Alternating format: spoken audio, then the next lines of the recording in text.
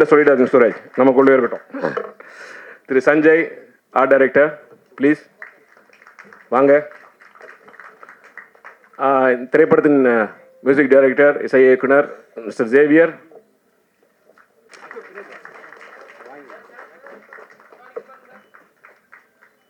Mahesh sir, யாரை கொடுத்தீங்களாலும் you have to post for a picture.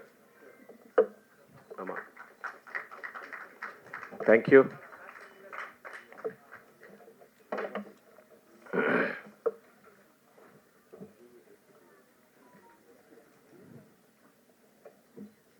நன்றி சிவா சார் வருகை தந்ததற்கு. அடுத்தது ஃபர்ஸ்ட் கெஸ்ட் கொடுத்துடலாம் சார். அடுத்தது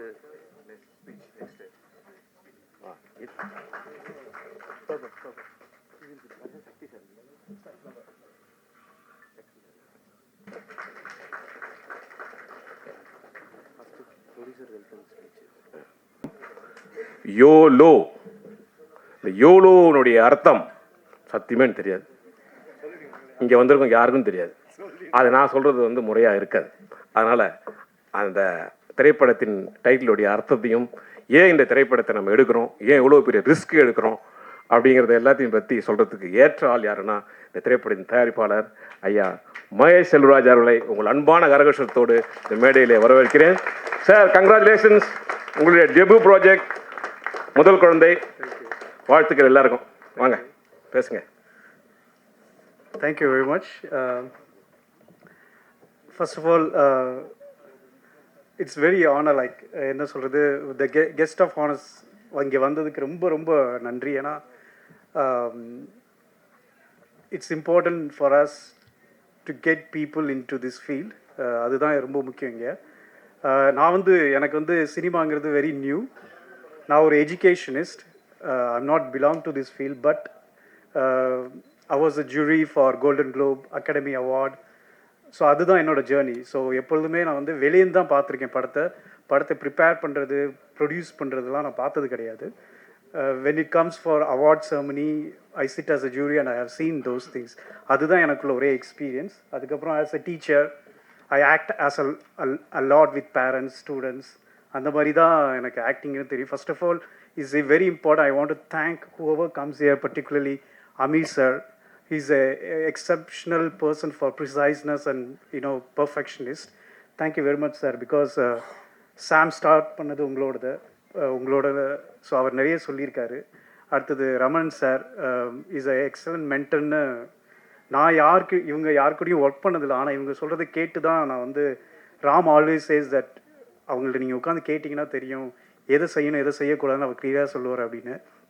and thank you very much. And also Dilip Babu sir inge illa, he is a pillar for Dave, and also Sakti sir for coming here. Thank you very much for that. And also Sasi Kumar sir, GV Prakash எல்லாம் இதில் ஷெட்யூலில் இருக்கிறனால அவங்களால வர முடியல. But அவங்களோட பிளெஸிங்ஸ்லாம் இங்கே இருக்குது. ஏன்னா இந்த ஃபீல்டில் வந்து monetary is one part. Another thing is like blessing and care is most important thing. Because monetary இருக்கிறவன் கொடுப்பான், லைக் இருக்கிற ஒருத்தன் தான் கொடுக்க முடியும். பட் கேரிங்கும் பிளெஸ்ஸிங்கும் நீங்கள் நல்லா இருக்கும்போது நல்லா இருக்கும்போது தான் அது வேணும். ஸோ அந்த பிளெஸ்ஸிங் கொண்டு வந்து சேர்த்ததுக்கு தான் I want to be very thankful to all these gentlemen and also media people. எங்களை மாதிரி ஆளுங்களாம் வந்து being a teacher, it is very important for me to give chances to my kids. So நாங்கள் அப்படி தான் எதிர்பார்ப்போம். When we go in to the school, when we run a school, இதுதான் எங்களோட வெரி இம்பார்ட்டன்ட். ஏன்னா எங்கள் ஸ்டூடெண்ட்ஸ்க்கு சான்ஸ் கொடுக்கணும். if there is no chance, if there is no opportunity, you can't expect the creativity. So that is what I want to make it clear. When this project came to me, இது என்கிட்ட வரும்போது கேட்டேன், படத்தை story கேட்டேன். Youngsters when we were talking about youngsters, ஏன்னா இப்போ எல்லாருமே ஒரு ஹீரோன்னு நீங்கள் பார்த்தீங்கன்னா above 30, above 35, above 40 அப்படி ஹீரோவாக இருக்காங்க. நம்ம எப்போ தான் சான்ஸ் கிடையாது. Very few people taking risk for this youngsters. As a teacher I can take risk because you are all my kids. And also இந்த மாதிரி பெரிய டேலண்ட் பீப்புளேருந்து இவங்க வராங்க, skilful people. So I thought that it is the right time for me to give a chance to other people. And இது வந்து என்னோட part. அடுத்த part என்னென்னா உங்களோட பார்ட், மீடியா பீப்புள். நான் வந்து எவ்வளோ like, I won't say this is as a risk because people call this as a risk. I don't see as a risk. It's something we are producing an opportunity for people. அது வந்து நல்லாவும் முடியும் நல்லா முடியாமல் போகலாம், but யாராவது ஒரு ஆள் வரணும் வெளியே, இவங்களுக்குலாம் சான்ஸ் கொடுக்குறது. That is the whole thing. When I don't want to talk about the product. இப்போ ப்ராடக்ட்டை பற்றி நான் பேச விரும்பல, ஏன்னா வந்து அது வந்து ஒன்ஸ் கிரியேட் ஆனோன்னு I want you all to talk the product. So இப்போ வந்து I want to thank everyone. As I said before, guest of honors and also the media people. So I hope that you will take this further.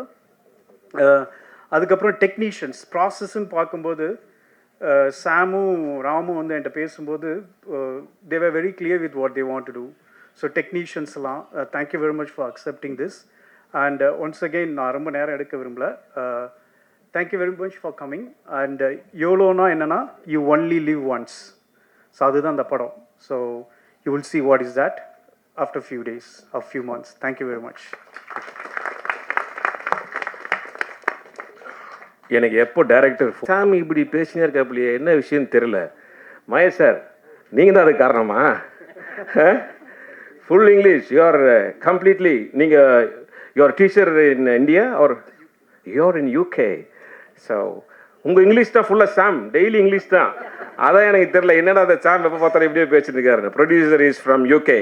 அதனால் ரொம்ப சந்தோஷம் sir, நீங்கள் ஒரு கல்வியாளர், அதுவும் கேட்குறது ரொம்ப பெருமையாக இருக்குது. ரொம்ப நன்றி இந்த திரைப்படத்தை நீங்கள் தயாரிப்பதற்கு.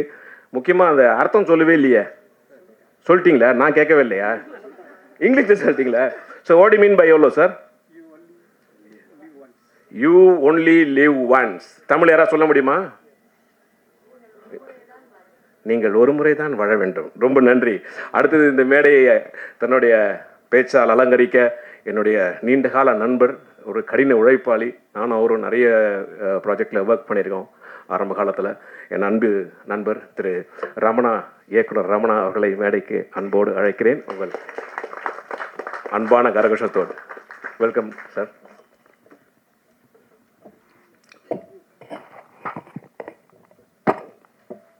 வணக்கம். கோபி சொன்ன மாதிரி இங்கே இருக்கிற எல்லாருமே ஓரளவுக்கு நண்பர்கள். நிறைய பட விழாக்களில் அப்பப்போ பங்கு பெறுறது உண்டு. ஆனால் இந்த பட விழா வந்து கொஞ்சம் எனக்கு வித்தியாசமானது. குறிப்பாக சொல்லணும்னா ரொம்ப ஆத்மார்த்தமான நண்பர்களை சில காலம் கழித்து நான் பார்த்தேன். நண்பன் அமீர், சிவா, கனி, உதவியாளர் ராம், சாம் அப்படின்னு எல்லாருமே நான் பார்த்தேன். ஒரு அற்புதமான தருணம். I don't want to take much of your time. Like Mr. Producer Mahesh said, you will only live once. வாழ்க்கை ஒரு முறை தான் வாழ இயலும். அந்த வாழ்க்கையில் what you have as a material with what you do matters. உங்களிடம் இருப்பது என்ன என்பது முக்கியமே அல்ல, அதை கொண்டு நீங்கள் என்ன செய்கிறீர்கள் என்பதே மிக முக்கியம். அதை போல இந்த ஒரு வாய்ப்பை சாமும் ராமும் அத்தனை புதுமிக திறமையாளர்களும் சேர்ந்து பயன்படுத்தி கொள்வார்கள். Because the chance comes only once. ஒரு வாட்டி தான் அப்படி நாக் பண்ணோண்டு வர. அப்போ அந்த கதவை திறக்கும்போது you have to grab the opportunity. என்னை பொறுத்த வரைக்கும் சக்ஸஸ்ன்றதுக்கு ஒரு சின்ன பேசிக்கலாக எனக்கு ஒரு டெம்ப்ளேட் இருக்கும். It's nothing but preparation come no opportunity is equal to success. நீங்கள் ரொம்ப அழகாக ப்ரிப்பேர் ஆகிருப்பீங்க, but you don't get an opportunity, then there is no success at all. But at the same time, there is an opportunity, and if you don't prepare yourself, அப்போவும் நீங்கள் அந்த சக்ஸஸ்ன்ற easy ஈக்குவலுக்கு அந்த பக்கம் நீங்கள் போகிறது கஷ்டம். So when the success only comes when you prepared yourself fantastically and the opportunity comes in the right time, no, it is automatically goes to the other end of the life. இப்போது producer சொல்ல மாதிரி risk எடுக்கிறேன்னு எல்லாரும் சொல்கிறாங்க அப்படின்னு. உலகத்தினுடைய அத்தனை சிறந்த படைப்புகளும் இடங்களும் தகுதிகளும் ரிஸ்க்குக்கு அந்த பக்கம் தான் இருக்குது. அதை தான் அன்றைக்கி மிஸ்டர் பாலா எடுத்தாங்க, அமீர் எடுத்தாங்க, சிவா எடுத்தான், நான் எடுத்தேன். So everybody need to cross that. So for ஒரு கட்டத்துக்கு அப்புறம் please don't cross the limit அப்படின்னு ஒரு கோடு இருக்கும். அந்த கோட்டை அந்த தாண்ட பறக்கிறதுக்கு சிறகு இருக்கலாம். இவ்வளோ நாள் அம்மாவும் அப்பாவும் பறந்து நம்ம பார்த்துருக்கலாம். ஆனால் முதலில் அந்த விங்ஸை ஓப்பன் பண்ணுறதுக்கான அந்த கட்ஸ், அந்த தைரியம், அந்த நம்பிக்கை. இதுக்கு முன்னாடி பறக்க போகிற அந்த மலை உச்சிலேருந்து கீழே பார்த்தா அதால் பாதாளம் தெரியும். ஆனால் கொஞ்சம் நிமிர்ந்து பார்த்தா வானமும் தெரியும். எதை பார்க்குறீங்கன்றது ரொம்ப முக்கியம். What you see, there you go அப்படிங்கும்போது. ஸோ அந்த மாதிரி இந்த மொத்த டீமுமே ஒரு அற்புதமான ஒரு நல்ல இலக்கை, பாசிட்டிவான இலக்கை நோக்கி சென்று அடையணும். இது ப்ரொடியூசர் மகேஷ் வீட்டுக்கு வந்து இன்வைட் பண்ணும்போது அவங்க வீட்டை தான் நான் ஒரு ரெக்வஸ்ட்னு வச்சேன். சார், ஆரம்பம் எல்லாமே அழகாக தான் இருக்கும். தயவுசெய்து எவ்வளோ கஷ்டம் இருந்தாலும் இந்த படத்தை தயவுசெய்து முடிச்சிடுங்க. That is very very important. So ஒரு படம் ஆரம்பிக்கிறது எவ்வளோ முக்கியமோ, இந்த பூஜைக்கு என்னை கூப்பிட்ற மாதிரி இன்றைக்கி ஃபஸ்ட் காப்பி பார்த்துட்டோம் அப்படின்னு சொன்னீங்கன்னா அது ரொம்ப இன்னும் சந்தோஷம். அந்த இலக்கை இந்த மொத்த திறமையாளரும் சேர்ந்து அடைவார்கள் அப்படின்னு எல்லாம் உள்ள இறைவனை வேண்டி விடைபெறுகிறேன். நன்றி. நன்றி. Inspiration to all of us. உங்களுடைய திருமலை திரைப்படம் யாராலையும் மறக்க முடியாது. தேங்க்யூ. நீங்கள் சொன்ன மாதிரி படத்தை எடுக்கிறோம், ஆரம்பிக்கிறோம், ஆனால் அதை கண்டிப்பாக முடிக்கணும் அப்படின்ற ஒரு சின்ன தாட் ப்ராசஸ், ஒரு லெசன் எங்கள் தயாரிப்பாளருக்கு ஆழமாக உள்ள பதிஞ்சிருக்குன்னு நினைக்கிறேன். ஓகே, நெக்ஸ்ட் நாம் வந்து இந்த மேடையை அலங்கரிக்க அழைக்க போவது திரு சக்தி அவர்கள். Sakthi film factory distributor Vinayagar sir. ஐயா சக்தி அவர்கள் வாங்க சார்.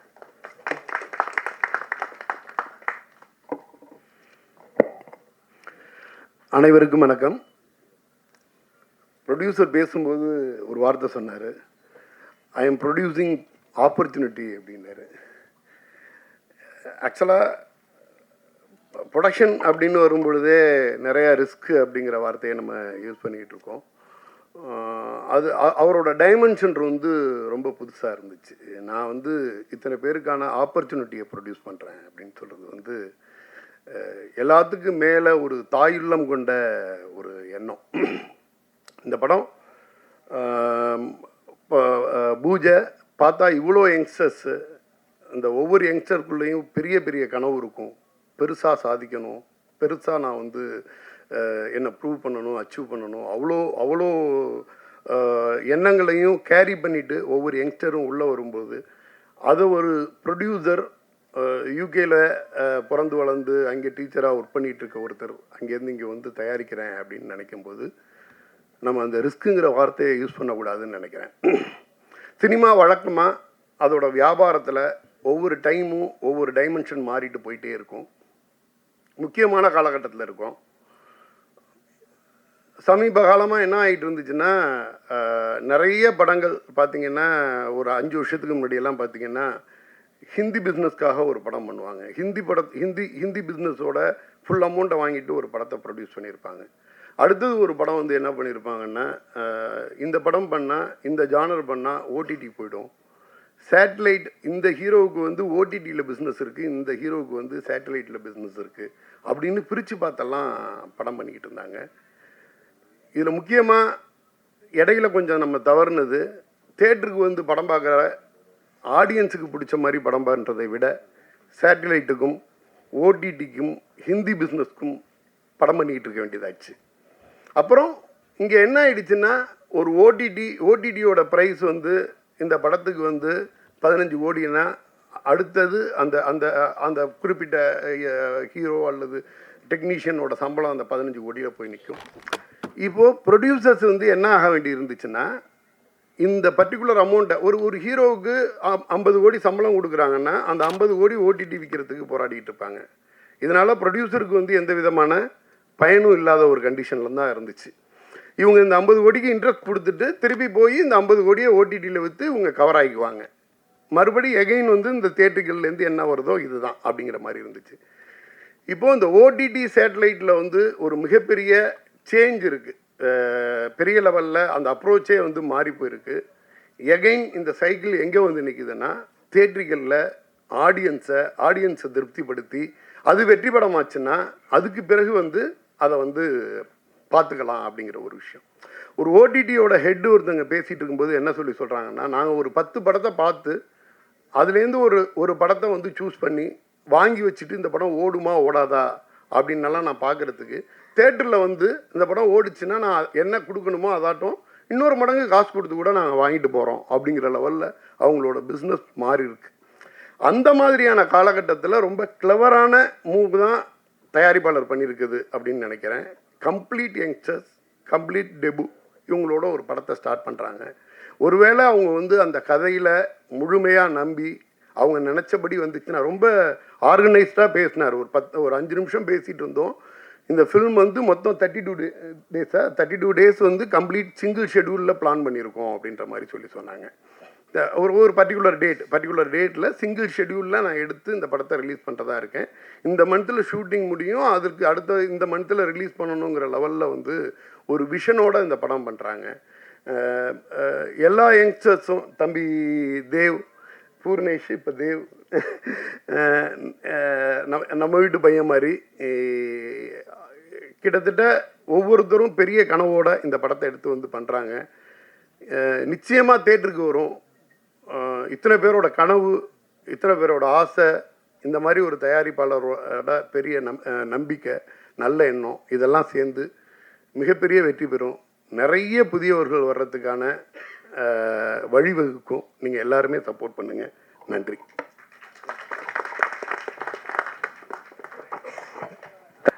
அதாவது எதுக்கு நான் சொல்கிறேன்னா, நானும் ஒரு படம் தயாரித்தேன் சார். ஆனால் வந்து என்னால் முடிக்க முடியல.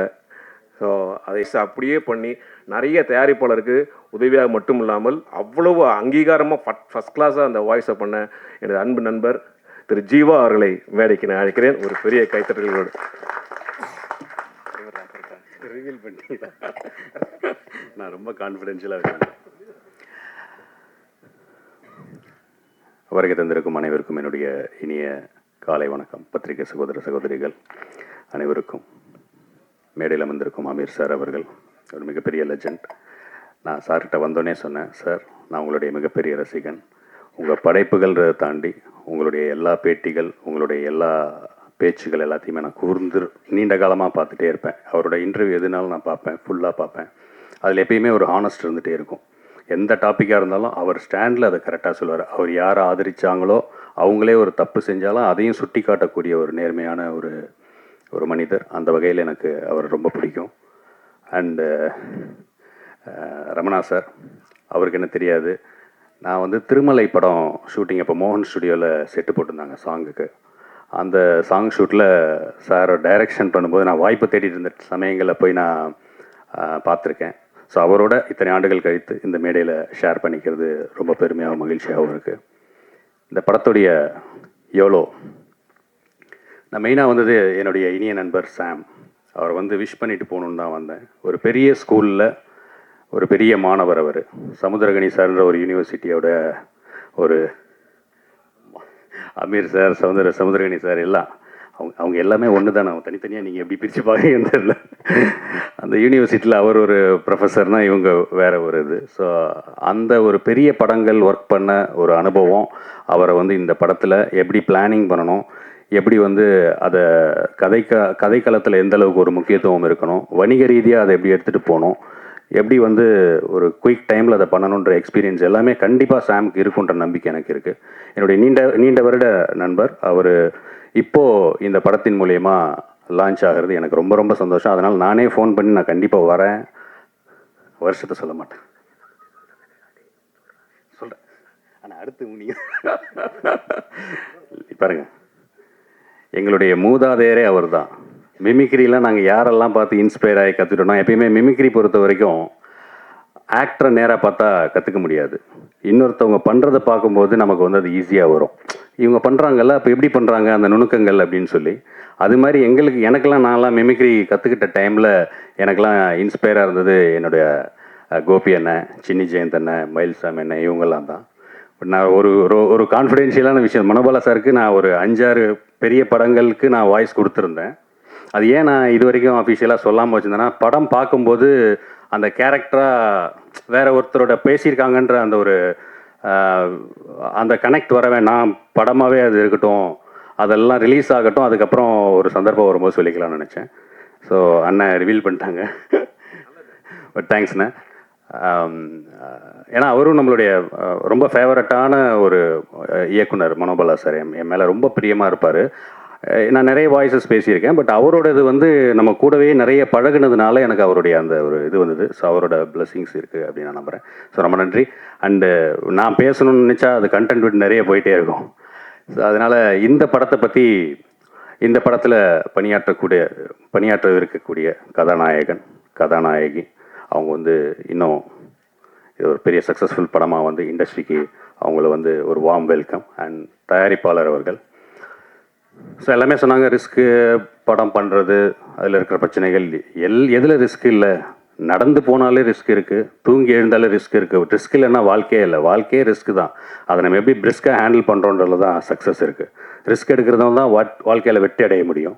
ஸோ படம் எடுக்கிறது வந்து கரெக்டான பிளானிங், தெளிவான டைமிங், பொறுமையாக நிதானமாக இருந்தால் கண்டிப்பாக அது வந்து வெற்றி அடையும். ஸோ அதனால் இந்த படம் மிகப்பெரிய ஒரு வெற்றி அடைய வேண்டும் என்று நான் இறைவனை வேண்டி வந்திருக்கும் அனைவருக்கும் என்னுடைய பணிவன்பான நன்றியை தெரிவிச்சுக்கிறேன். வேறு யாராவது விட்டுருந்தா மன்னிச்சிருங்க. நன்றி, வணக்கம். அண்ணா, நம்ம சுப்பிரமணிய சிவா அண்ணன் அவங்கள வந்து சொல்ல மறந்துட்டேன், மன்னிச்சிருங்க அண்ணன். இப்போ வந்து ஒரு நடிகர் ஆகிட்டார். ஸோ அண்ணனோட டைரக்ஷனில் நடிக்கணும்னு நான் ஆசைப்பட்டேன். பட் இப்போ அண்ணன் கூட காம்பினேஷனில் நான் வந்து கூடிய சீக்கிரம் ஒரு படத்தில் நடிக்கணும் அப்படின்னு நான் ஆசைப்பட்றேன். ஸோ வந்திருக்கும் அனைவருக்கும் என்னுடைய நன்றி, வணக்கம். நன்றி ஜீவா, தேங்க்யூ.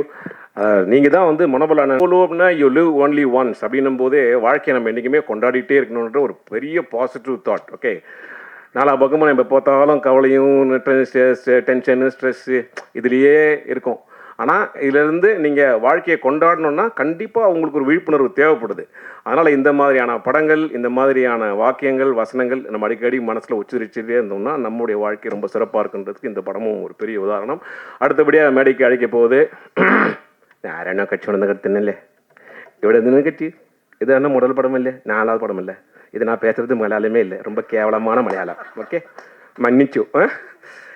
உங்கள் அன்பான கைத்தட்டல்களோடு ladies and gentlemen, put your hands together and welcome Devika.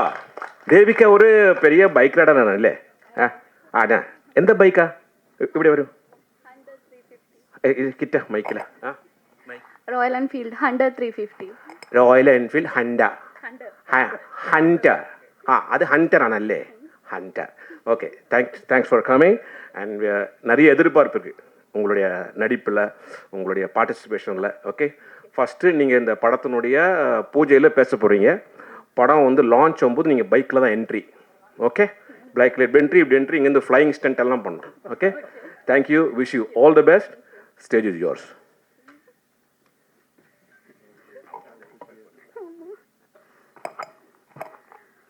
Hi, எல்லாருக்கும் வணக்கம். ஸோ ஆக்சுவலி நான் கொஞ்சம் நர்வஸாக இருக்குது, எனக்கு இன்னும் பேச தெரியல. This is my 4th Tamil movie. First one வந்து இமோஜின்னு ஒரு web series and 2 is yet to release. So I am so happy to work with this team. Sam sir and Ram sir வந்து கொச்சிக்கு வந்துருச்சு. So to narrate the story. And அப்போவே story எனக்கு ரொம்ப பிடிச்சிருக்கு. So everyone on this crew is trusting me a lot. So and the trust எனக்கு கண்டிப்பாக திரும்பி கொடுக்கணும். So thank you everyone. Thank you people for coming this.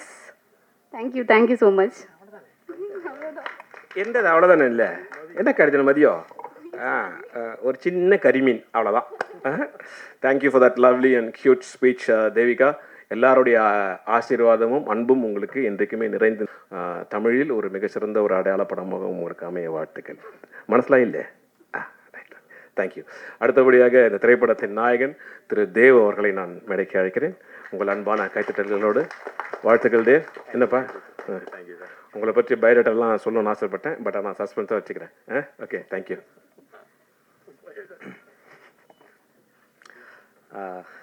First எல்லாருக்கும் ரொம்ப தேங்க்ஸ் எங்களோட அழைப்பு எழுத்து இங்கே வந்ததுக்கு. அண்ட் இந்த ஸ்டேஜை கௌரவப்படுத்துறதுக்காக வந்த அமுல் சார், சிவா சார், அப்புறம் ரமணன் சார், சக்தி சார், உங்கள் எல்லாருக்கும் மிகப்பெரிய நன்றி. எனக்கு இது 3வது படம் தமிழில், 2 நடித்து முடிச்சிருக்கேன், 8 ரிலீஸ். நிறைய படங்களுக்கு அங்கேருந்து வேலை செஞ்சுருக்கேன். ஃபஸ்ட் டைம் ப்ரெஸ்ஸை பார்த்து பேசும்போது கொஞ்சம் நடுக்கமாக இருக்குது. இந்த படத்துக்கு முதல்ல தேங்க்ஸ் சொல்ல வேண்டியது டைரக்டர் சார், சாம் சார். ஏன்னா நான் அவரை போய் ஆஃபீஸில் மீட் பண்ணும்போது ரொம்ப நேரம் ஒத்து பார்த்துட்டே இருந்தார். ஸோ அதுக்கப்புறமா தான் வந்துட்டு இதுதான் கதை அப்படின்னு ஒரு லைனாக தான் சொன்னார். திருப்பியும் சந்திக்கலாம் அப்படின்னு திருப்பி சொல்லி அனுப்பிச்சிட்டாரு.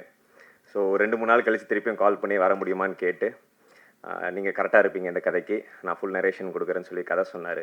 கதை ரொம்ப அமேசிங்காக இருந்துச்சு. நான் கண்டிப்பாக பண்ணுறேன் சார் அப்படின்னு சொல்லிட்டு வந்துட்டேன். அவர் இருந்தாலும் ப்ரொடியூசர்கிட்ட ஒரு தடவை கேட்டுட்டு அதுக்கப்புறம் கன்ஃபார்ம் பண்ணிக்கலாம் அப்படின்னு சொன்னார். So thank you Mahesh sir for giving this opportunity as you set.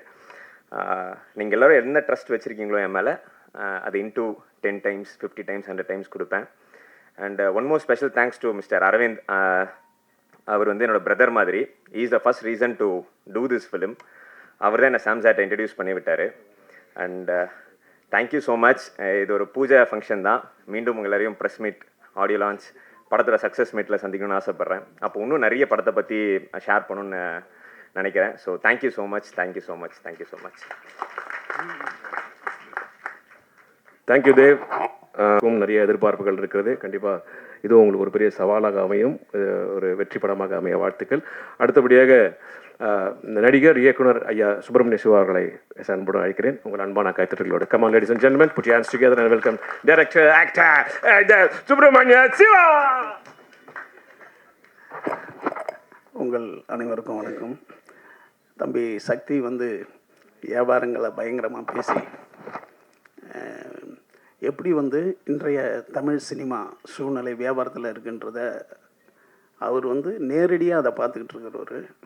அதனால் அவருடைய வார்த்தைகள் என்பது ரொம்ப கவனிக்கப்பட வேண்டியது. குறிப்பாக ஒவ்வொரு சினிமாவும் வந்து வியாபாரத்தினுடைய கட்டுப்பாட்டுக்குள் எடுக்கணும் அப்படிங்கிறது தான் இங்கே இருக்கிற இப்போ இலக்கணம். அதை வந்து சாம் நிச்சயமாக பண்ணுவார். ஏன்னா நீங்கள் அமீரன் ஆஃபீஸுக்கு போனீங்கன்னா பத்திரிகையாளர்கள் பெரும்பாலும் தெரியும், எவன் கீழ்ப்படிய கற்றுக்கொள்கிறானோ அவன் தலைமை பொறுப்புக்கு வந்து விடுவான் அப்படின்னு ஒன்று, அந்த வாசகம் தான் முதல்ல இருக்கும். அப்படி ஒரு சிறப்பான ஒரு பணியாள் சாம் வந்து ஒரு ஒர்க் பண்ணும்போதே ஒருத்தனுடைய நேர்மை தெரிஞ்சிடும். அந்த நேர்மை மூலமாக அவனுடைய வெற்றி உறுதியாகும். அதுதான் உண்மை. யார் யாரெல்லாம் இருக்கிற இடத்திற்கு உண்மையாக இருக்கிறார்களோ அவர்கள் நிச்சயம் வந்து வெற்றியை தொடாமல் அவங்க வாழ்க்கை முடியறதில்ல. அது சாமுக்கு இப்போ ஆர்வமாக இருக்குது. அது நிச்சயமாக வெற்றியில் முடியும். ஏன்னா வலிமை உள்ளது வாழும் என்பது என்னென்னா வலிமையானது கிடையாது, நேர்மையானது தான் வலிமையானது. நேர்மை தான் வலிமை.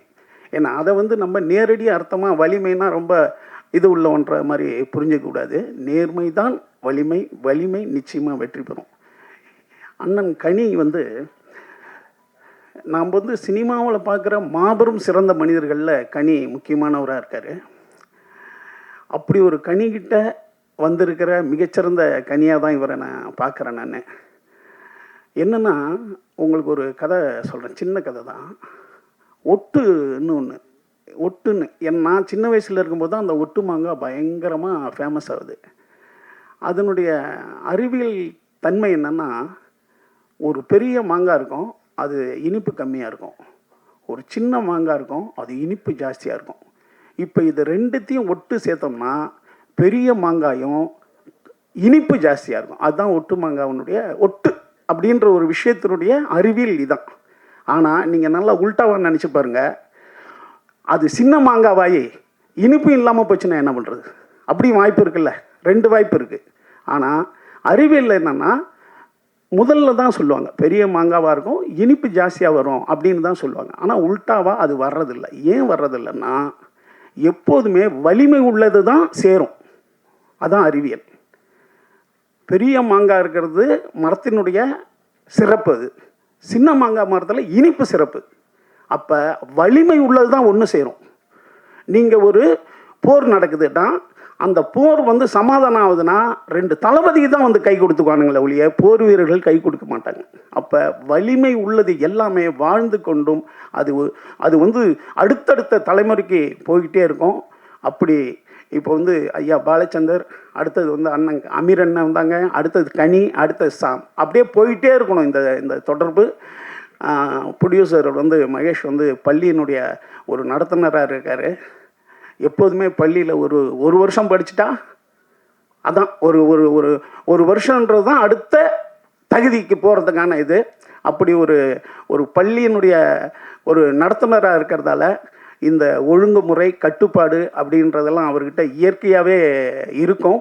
ஏன்னா வாதியார்ன்றவர் ஒரு கிளாஸ் நடத்துகிறவர், பள்ளியவே நடத்துகிறவர், பல வாதியார்களே நடத்தி ஆகணும் அவர். அப்படி மிகச்சிறந்த பயிற்சியோடு இருக்கிறாரு. இந்த படத்தை நம்ம ரமணா சொன்ன மாதிரி மிகச்சிறந்த முறையில் ஆரம்பிக்கிற மாதிரியே முடிப்பார். அடுத்து நம்ம தம்பி தேவ் வந்திருக்காப்புல. தேவ் சிறந்த ஒரு கதாநாயகனாக ஒரு நிச்சயமாக வருவார். ஏன்னா பணிவு என்பது அதாவது கேரக்டர் தான். நீங்கள் என்ன திறமையாக இருந்தாலும் உங்களுடைய கேரக்டர் தான் மிகப்பெரிய இடத்துல அழைச்சிட்டு போவோம். இப்போ பத்திரிகையாளர் இருக்காங்கன்னா உங்களுடைய கேரக்டரை வந்து அவங்க விரும்ப ஆரம்பிச்சிட்டாங்கன்னா உங்களை பற்றி 2 வார்த்தை ஜாஸ்தியாகவே எழுதுவாங்க. அதே மாதிரி அந்த ஹீரோயினும் மிகப்பெரிய வெற்றியடைய என்னுடைய வாழ்த்துக்கள். அடுத்தது நம்ம ஜீவாவை பார்க்கும்போதெல்லாம் எனக்கு காமராஜர் ஞாபகம் வந்துடும். இப்போ இனிமேல் எனக்கு மனோபாலான ஞாபகமும் வரும். என்ன அப்படி ஒரு சிறந்த ஒரு மனிதர் ஜீவாவுக்கு பேர், அந்த பேருக்கு தகுந்த மாதிரி சிலவங்களுக்கு தான் அமையும். அந்த மாபெரும் கம்யூனிஸ்ட் தலைவருடைய ஜீவா பேரை வச்சிருக்கிற ஜீவா, அதே நான் எப்போ ஒரு 15 வருஷமாக பார்க்குறேன்னா அதே போல் இருக்கிற ஒரு அற்புதமான மனிதர் ஜீவா. அவரும் நானும் சேர்ந்து நடிக்கிறேன்னு புதுசாக ஒன்று சொன்னார். அது என்ன படம்னு தெரிஞ்சுக்க. அமீர் அண்ணன் வேறு எப்போ அப்படி வேறு நடக்குதாப்பா அது என்ன படம்னு கேட்டார். அது அவர்கிட்டயே நம்ம கேட்டு தெரிஞ்சுக்கிறேனே. நன்றி நன்றி நன்றி. இந்த படம் மாபெரும் வெற்றி அடையணும். இதனுடைய கலைஞர்கள், இதில் இருக்கிற நடிகர்கள் மற்றும் இந்த படவா கோபி அவர் பயங்கரமாக, அதாவது நிறையா பேர் இங்கே வந்து அந்த நிகழ்ச்சியை நடத்தி தருவாங்க. இது வந்து ஒரு இல்லை அதான் தன்னை தாழ்த்தி கொள்ளுவன் எப்போதுமே உயர்த்தப்படுவான். எந்த திறமைசாலியும் தன்னை திறமைசாலின்னு சொல்கிறதில்ல. 2000 நோட்டு 1000 நோட்டு 500 நோட்டை பையில் வச்சிங்கன்னா சும்மா இருக்கும். 50 காசு 4 போட்டிங்கன்னா சத்தம் போட்டுக்கிட்டு இருக்கோம். அப்போ சின்னது தான் சலசலப்பு ஏற்படுத்தும். கோபி வந்து அவர் இவ்வளோ கேவலன்றது இவ்வளோ சிறப்பு. அவருக்கும் என்னுடைய நன்றி நன்றி நன்றி நன்றி. So sweet, thank you so much. அதாவது நீங்கள் சொன்னதில் ஃபஸ்ட் கிளாஸாக ஒரு லைன், இருந்து வந்த கனி, இது சாதா கனி அல்ல, முக்கணி. ஓகே, ஞானக்கனி, ஓகே, வெற்றிக்கணி, இதயக்கனி, எந்த ஓகே. அடுத்தது முக்கியமான ஒரு நபரை நான் பேச அழைக்க போகிறேன்.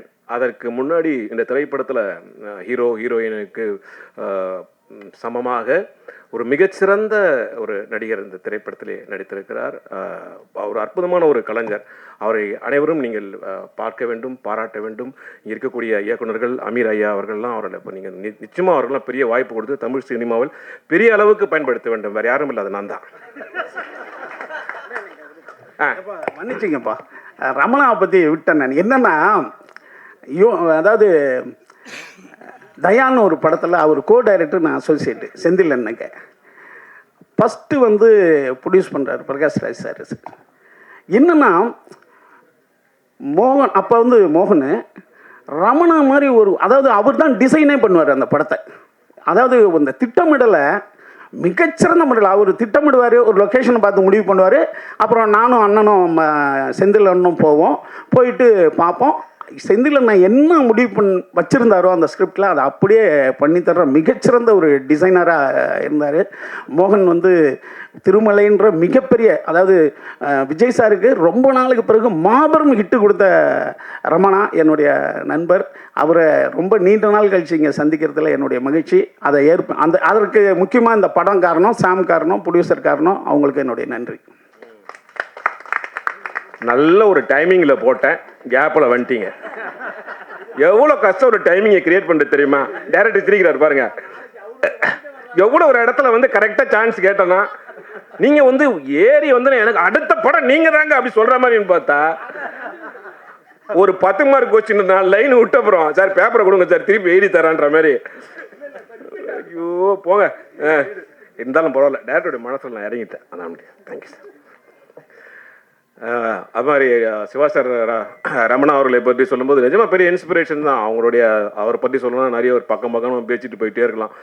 பட் அடுத்தபடியாக நம்ம சொன்ன மாதிரி முக்கணி, இதயக்கணி, கனியிடம் இருந்த கனி, இவங்களெல்லாம் நான் எப்போ முதல்ல பார்க்குறேன் அப்படின்னா எதுக்காக நான் சொல்கிறேன்னா, என்னுடைய ஆசான் வந்து சமுத்திரக்கனி தான். என்னை வந்து இயக்குனர் கே பாலச்சந்தர் அவர்கள் திரைப்படத்தில் அறிமுகப்படுத்தி இருந்தாலும் முதல்ல எனக்கு வசனத்தை சொல்லிக் கொடுத்தவர் வந்து கனி சார் தான். நான் முதல்ல வந்து நடித்த படம் பொய். உதயகிரன் நான் எல்லாருமே அறிமுகமாக வரோம் அந்த திரைப்படத்தில். பட் அந்த திரைப்படம் வந்து ஏதோ ஒரு காரணத்தினால சரியாக அது வந்து போகலை. பட் நான் திருப்பியும் வந்து சரி ரொம்ப ஒரு டிப்ரெஷனில் இப்படி என்னடா படம் வாய்ப்பு வர மாட்டேங்குதுன்னு இருக்கும்போது என்னை முதல்ல எனக்கு ஃபோன் பண்ணவர் சாம் தான். இந்த மாதிரி டைரக்டர் உங்களை வர சொல்கிறாரு அப்படின்னு சொல்லிட்டு. அப்போது நான் வந்து போய் கனிசாரை மீட் பண்ணுறேன். அதுக்கு முன்னாடி நாங்கள் வந்து ஒரு கல்லூரி விழாவில் 2 பேரும் சந்திச்சிருக்கோம்.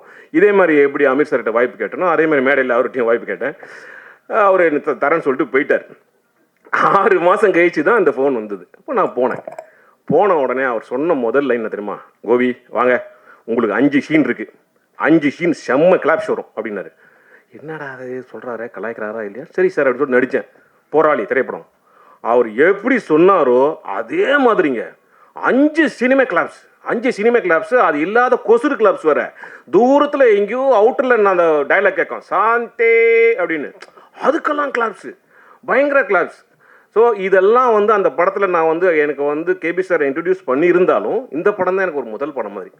அப்போது எனக்கு அந்த டைலாக் ஒருங்கிணைக்கிறது, என் கூட வந்து நிறைய டேக் வாங்குவேன்.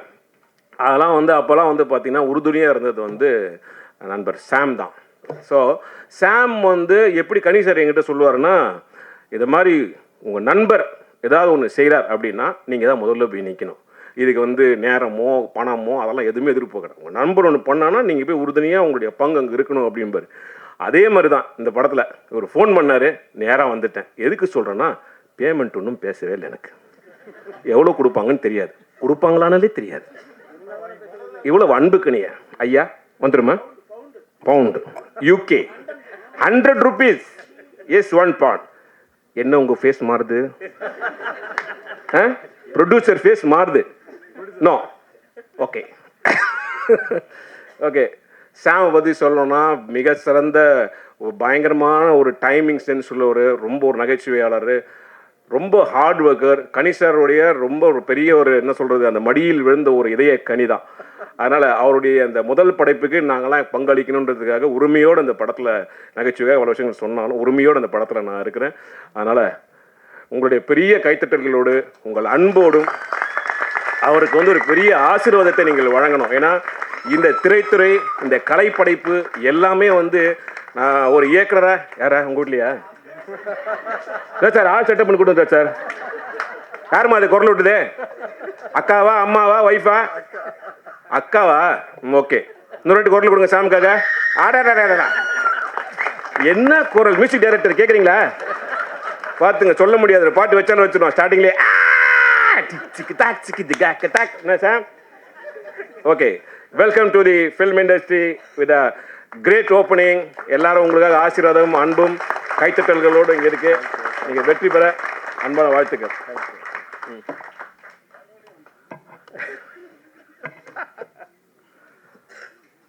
எல்லாருக்கும் வணக்கம். Thanks to universe. இது ரொம்ப முக்கியமான மூமெண்ட் லைஃப்பில். நான் ஃபஸ்ட்டு ஃபிலிம் இன்ஸ்டியூட் முடித்து ஒரு டைரக்டர்கிட்ட ஜாயின் பண்ணணுன்னு சொல்லும்போது அப்படியே ஹார்ட் பீட்லாம் எகிரும். ஏன்னா ரொம்ப டஃப் ஜாயின் பண்ணுறது. இன்ஸ்டியூட்டு அப்படிலாம் யாரும் இங்கே கண்டுக்க மாட்டாங்க. நீ எல்லாம் ஒர்க் பண்ணுவியா அப்படின்னு கண்டுப்பாங்க. ஸோ அமீர் சார் இன்ஸ்டியூட்டுக்கு வந்து ஸ்க்ரீனிங் பண்ணும்போது நான் வந்து இங்கே ஒரு ஸ்டூடெண்ட்டுக்கு நான் வாய்ப்பு தரேன் அப்படின்னு சொன்னார். ஸோ சார் வந்து எப்பயுமே சொல்கிறத மட்டும் தான் செய்வாங்க. Is a perfectionist. காம்ப்ரமைஸே வந்து லைஃப்லேயும் கிடையாது, ஃபிலிம் மேக்கிங்லேயும் கிடையாது. சொன்ன மாதிரி எனக்கு வந்து அதில் அசிஸ்டன்ட் ஒர்க் பண்ண சான்ஸ் கொடுத்தாங்க.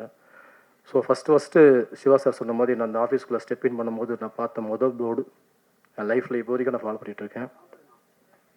நான் பார்த்தேன், கீழ்ப்படியை கற்றுக்கொள், கட்டளையிடும் பணி உன்னை வந்து சேரும். இப்போ வரைக்கும் சார் சொன்ன தாரக மதத்தை மட்டும் நான் வந்து ஃபாலோ பண்ணிகிட்ருக்கேன்.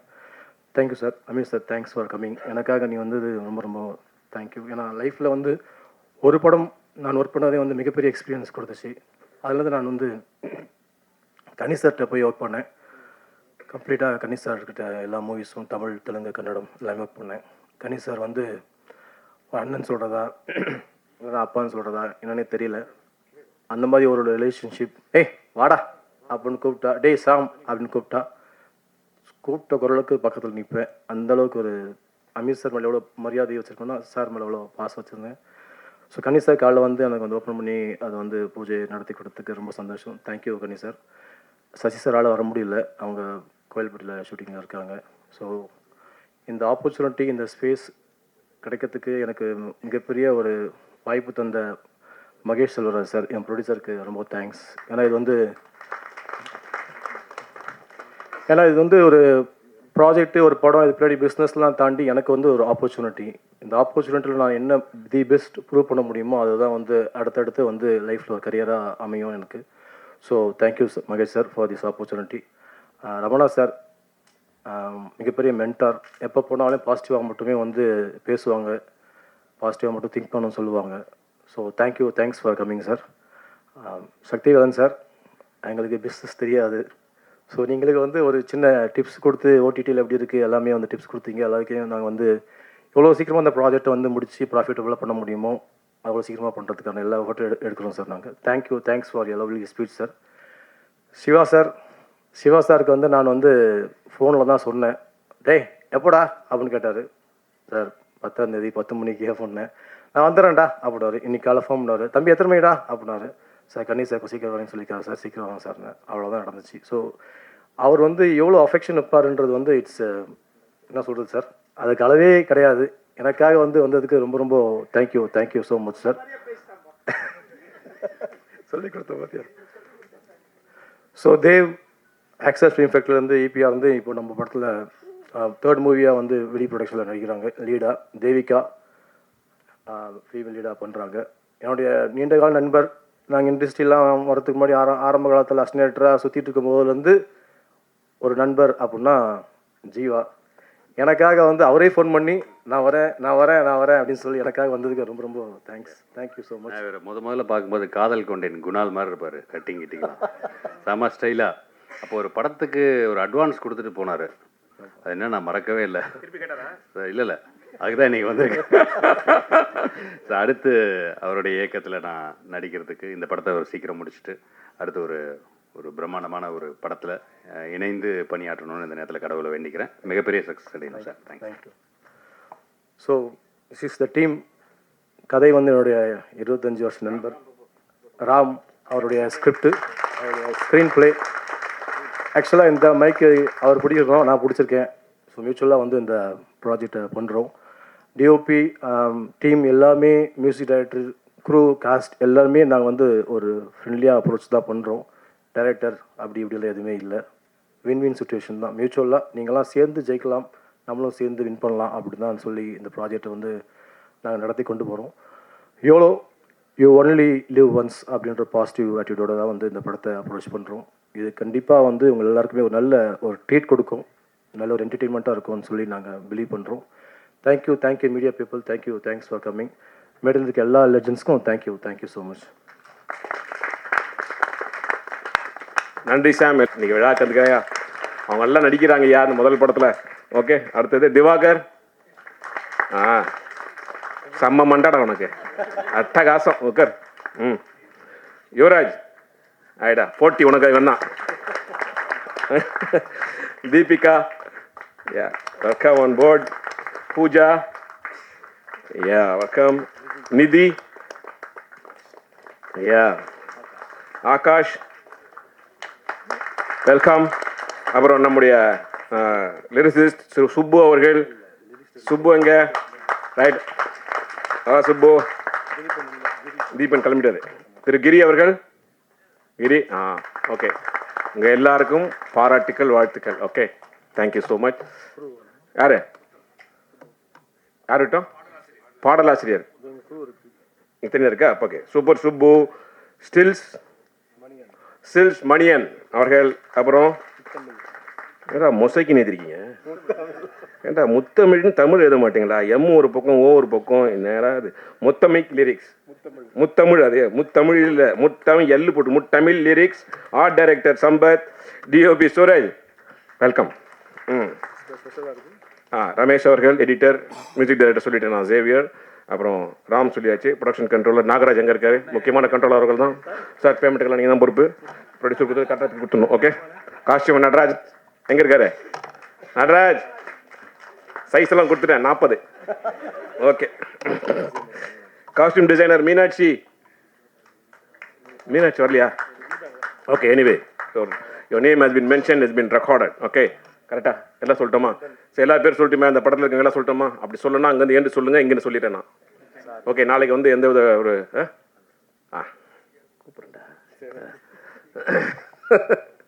நம்ம ரொம்ப நேரமாக அவருடைய பேச்சுக்காக தான் வெயிட் பண்ணிட்டுருக்கோம். பட் இருந்தாலும் என் சைட்லேருந்து நான் அவருக்கு சில விஷயங்கள் அவரை பற்றி சொல்லணும்னு ஆசைப்பட்றேன். எனக்கு வந்து அமீர் சார் வந்து ரொம்ப பிடிக்கும். ஆனால் எனக்கு பயம் அவர்கிட்ட வந்து ஆக்சுவலாக வாய்ப்பு கேட்குறதுக்கும் பயம், அவர் படத்தில் நடிக்கணும்னு ஒரு மாதிரி எனக்கு ஒரு கூச்சமும் இருந்தது, ஒரு பயமும் இருந்தது. ரொம்ப ஆட்டிடியூடாக இருப்பார், அரகண்ட்டாக இருப்பார் அப்படின்ற ஒரு பயம் எனக்கு இருந்தது. நான் வந்து என்னோடய நிகழ்ச்சிக்காக நான் வந்து அமெரிக்கா போயிருந்தேன். ஸோ அமெரிக்காவில் நிகழ்ச்சி ஹியூஸ்டன் அங்கே போயிட்டு பெரிய நிகழ்ச்சியில் ஃபுல்லாக பண்ணிகிட்டு இருக்கும்போது அப்போது ஒருத்தர் வந்து என்கிட்ட அவர் அறிமுகப்படுத்திட்டு என்கிட்ட பேசினார். சரி, என் பேர் கணேஷ், நான் தான் இப்போ ப்ரொடியூசர் அப்படின்னாரு. என்ன படம் சார் பண்ணி அப்படின்னு அசால்ட்டாக தான் இப்படியே கேட்டேன்.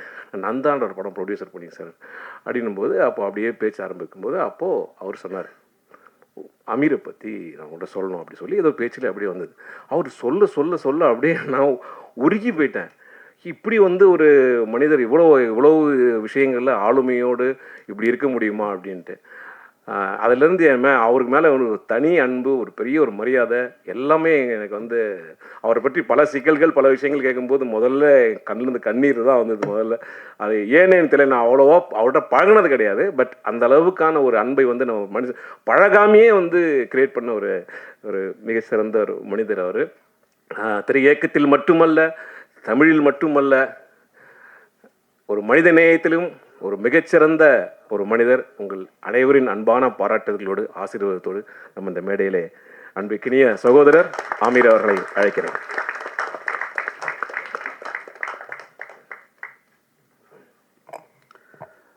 அரங்கத்தில் இருக்கும் அனைவருக்கும் இறைவன் புறத்திலிருந்து சாந்தியும் சமாதானம் உண்டாகட்டும். தாமதமாக துவங்கியதற்கு நான் தான் காரணம். அதற்காக உங்களிடம் என்னுடைய மன்னிப்பை தெரிவிச்சுக்கிறேன். நான் ஒரு துவக்க விழா இங்கே வந்திருக்கக்கூடிய பத்திரிகையாளர்களுக்கும் ஊடக நண்பர்களுக்கும் மேடையில் வீட்டிருக்கக்கூடிய திரை ஆளுமைகளுக்கும் இது ஒரு வழக்கமான ஒரு விழா. ஆனால் சாமுக்கும் அவனை சுற்றி இருக்கக்கூடிய புதியவர்களுக்கும் வந்து தங்களுடைய வாழ்க்கையை துவங்குகிற ஒரு நாள். அது ரொம்ப முக்கியமான ஒரு நாள். நிறைய பூஜை பார்த்துருக்கோம். எல்லா பூஜையும் ரொம்ப பிரம்மாண்டமாக நடக்கும். ஆனால் அதற்கு பின்னால் அந்த படம் சார்ந்த கிளைகள் என்னன்னு கேட்டால் நம்ம மனசுலேயே நிற்காது. ஸோ நான் எனக்கு இங்கே உட்காந்துருக்கும் பொழுது நீங்கள் எல்லோரும் பேசிகிட்டு இருக்காங்க, காது சத்தம் கேட்டால் கூட எனக்கு வந்து சேதுவை எப்படி தொடங்கணுன்றது தான் ஞாபகத்தில் வந்துக்கிட்டே இருக்குது. அவன் இப்போ சிரிச்சுக்கிட்டு நிற்கிறான். இப்படிலாம் நாங்கள் சிரிச்சுக்கிட்டுலாம் கூட இல்லை. முதல் படத்தை துவங்கும் போது ஒரு பதட்டத்தோடையே இருப்போம். ரொம்ப பழைய கதையாக இருந்தாலும் இங்கே நிறைய புதியவர்கள் இருக்கிறதுனால அந்த கதை உங்களுக்கு புதுசாக இருக்கும்னு நான் நம்புகிறேன். நான் 88, 89 காலகட்டங்களில் சென்னைக்கு வந்துட்டார் பாலா. நானும் அவர் தான் சென்னைக்கு ஒன்றா வந்தோம். அவர் பாலுமேந்திரா சார்ட்ட உதவி இயக்குனராக சேர்ந்து 93 வந்து முதல் முறையாக படம் பூஜை போடப்பட்டது. பாலா இயக்குனராக அறிமுகப்படுத்தப்பட்டார். அந்த படத்துக்கு பேர் வந்து அகிலன். தமிழ் சினிமா வரலாற்றிலேயே அல்லது இந்திய சினிமா வரலாற்றிலேன்னு கூட சொல்லலாம். காலையில் பூஜை போட்டு அன்றைய மாலையே படம் ட்ராப் ஆன படம் அந்த படம் தான். அப்படி ஒரு ஹிஸ்ட்ரி அந்த படத்துக்கு இருக்குது. அகிலன்ற டைட்டிலில் காலையில் பூஜை, மாலையே வந்து இந்த படம் ட்ராப் இனிமேல் பண்ண மாட்டாங்க அப்படின்னு சொல்லியாச்சு.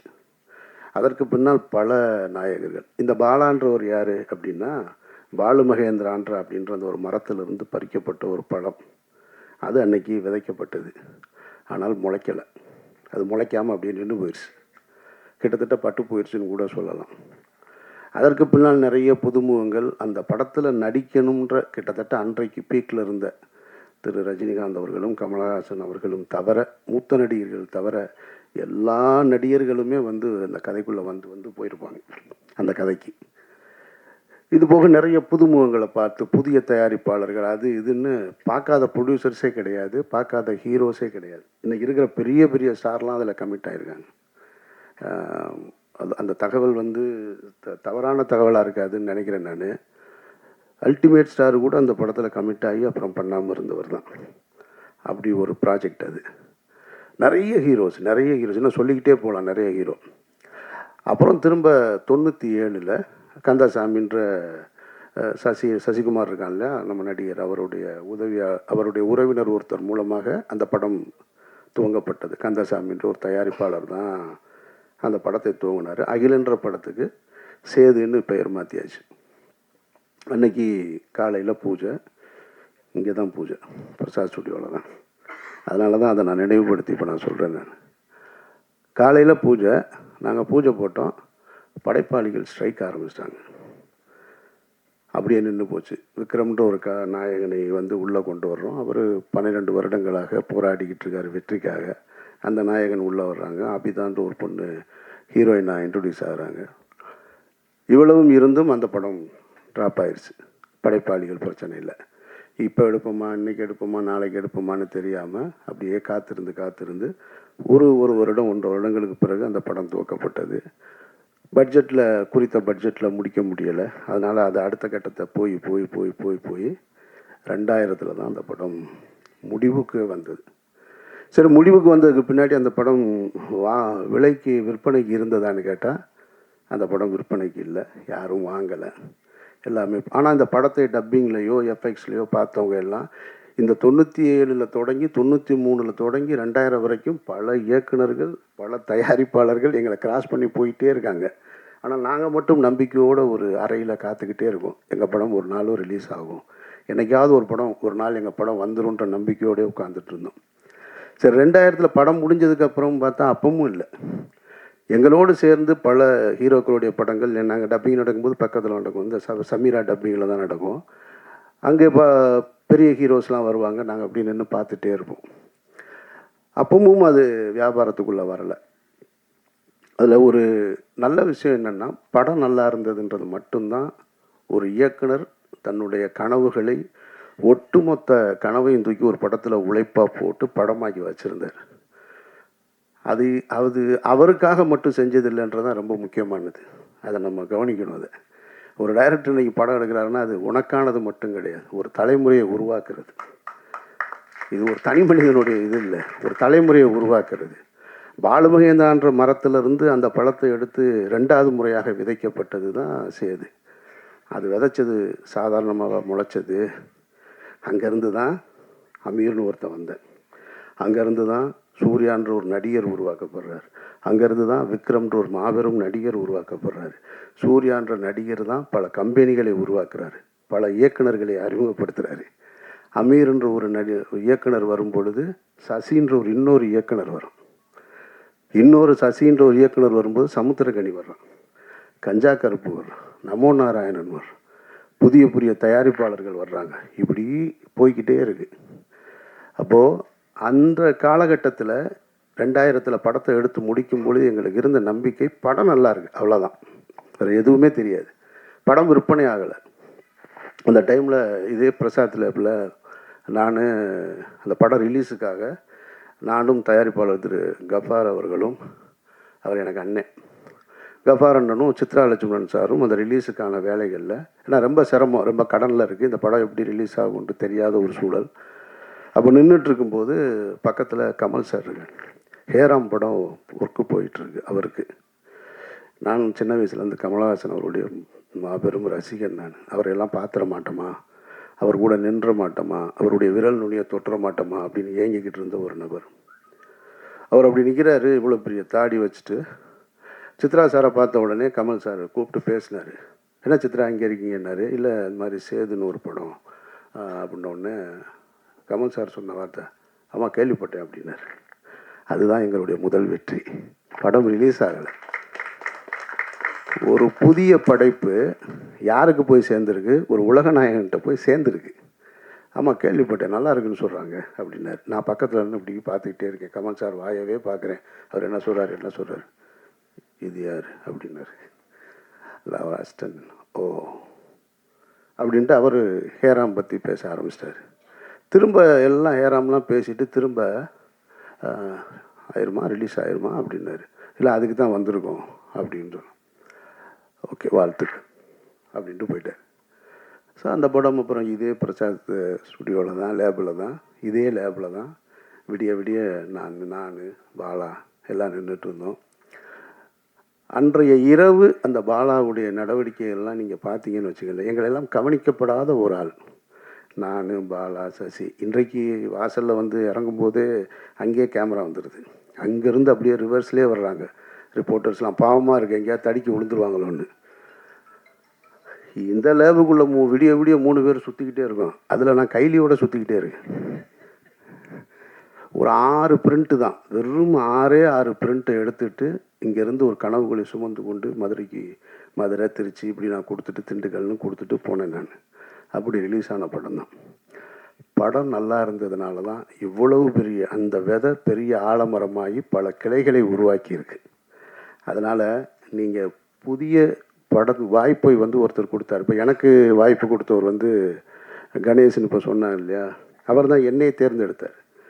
இங்கே மனிதர்கள் எல்லோருமே வெற்றியடைந்தவர் எல்லோருமே சொல்லுவாங்க நான் தன்னால் வளர்ந்தவன் அப்படின்னு சொல்லுவாங்க. உலகத்தில் ஒருத்தன் அப்படி இல்லவே இல்லை. தன்னால் ஒருத்தன் வளரவே முடியாது.